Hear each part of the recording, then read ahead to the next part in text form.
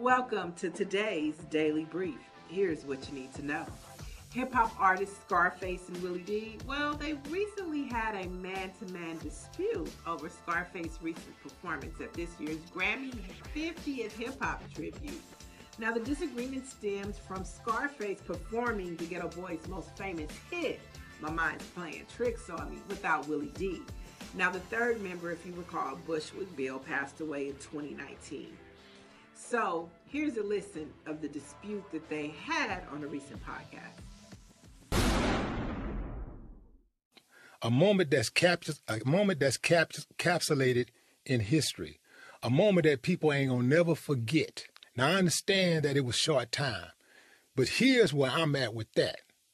For something like that, for you to sit across this table from me weekly and knowing that you finna go to the Grammys and perform that song. Let me hold up, time out. Okay. I didn't know I was going to do that song. At what point did you know? When I got there. Okay. So, all right. Okay, so you know you was, but you didn't know you was going to perform My Mind's Playing Tricks. I had no clue. But when you found out, did you even think to say, man, this is a big moment? I'm performing the Ghetto Boys song, something that me and Willie D wrote. Yeah, I wrote 3 verses, but Will wrote 1. He was on the song. Mm-hmm. He is a Ghetto Boy. They want a Ghetto Boy song. Did you think for one moment to say, yo, Will, you know, even if time was running out on you, you didn't think for one moment to say, man, let me just at least call Will and let him know what's going on. It didn't cross your mind to say that? It didn't cross my mind, Willie.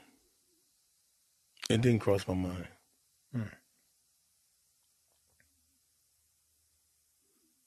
I don't believe you.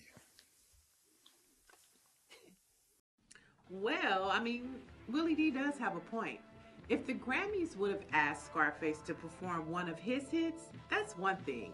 But since they asked him to perform a Ghetto Boy song, whether the Grammys have reached out to Willie D or not, Scarface should have reached out and looked out for his man.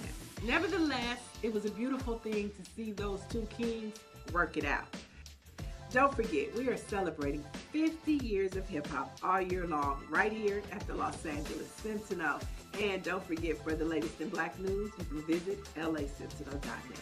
I'm Niele Anderson, and you have just been debriefed.